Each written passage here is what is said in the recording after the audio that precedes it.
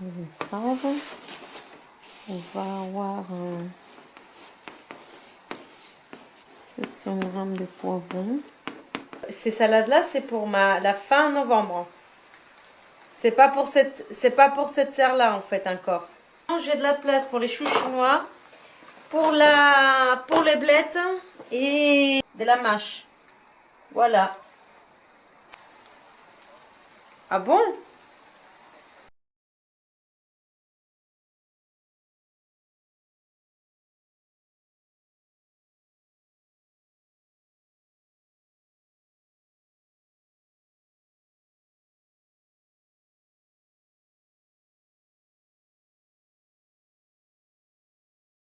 Parce que j'ai appris que le crématorium y reprenait.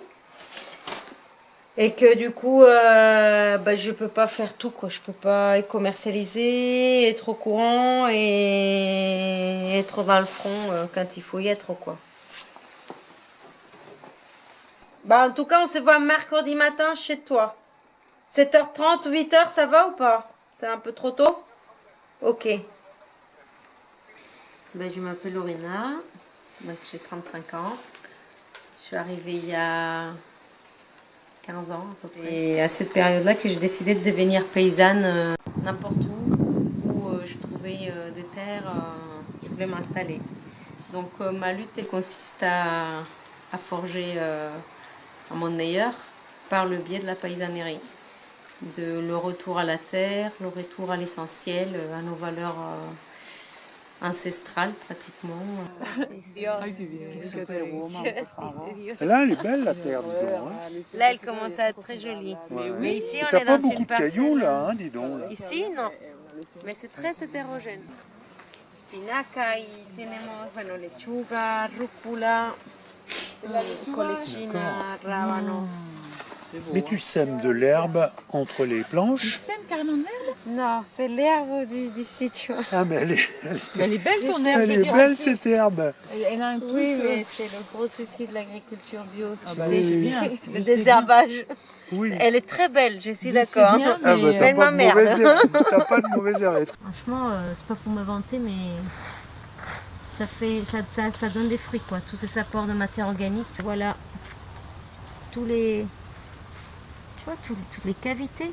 Je sais pas si vous vous rendez compte. C'est magique. C'est quand même énorme. C'est notre outil, quoi. C'est cultiver des vers de terre pour rendre la terre fertile, aérée. Donc favoriser la vie du sol, mais tu la favorises. Tu vois, c'est tout un processus qu'il va falloir comprendre. Et moi, je suis à fond là-dedans. C'est que j'ai envie de comprendre et j'ai envie d'avancer dans le champ. Tu vois l'évolution de ta terre. Ah ouais.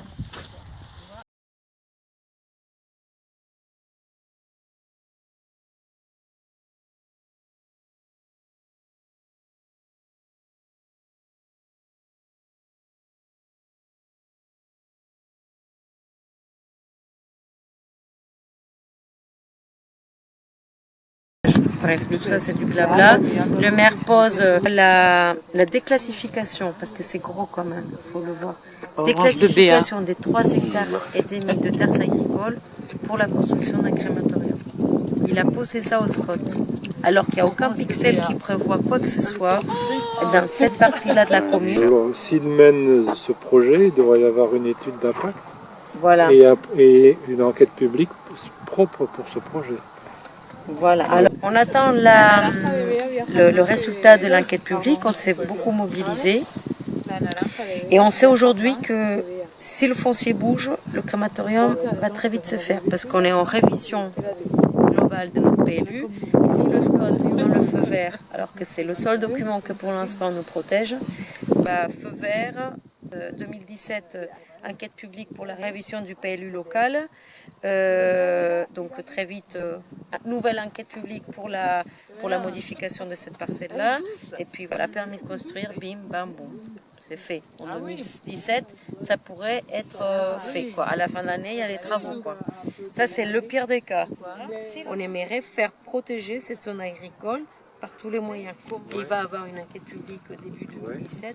Et à cette enquête publique, on aimerait proposer, être force de proposition pour dire, bon ben voilà, ils veulent faire un crématorium, nous on veut protéger. C'est la seule possibilité qu'on a. Parce que si le SCOT il donne le feu vert,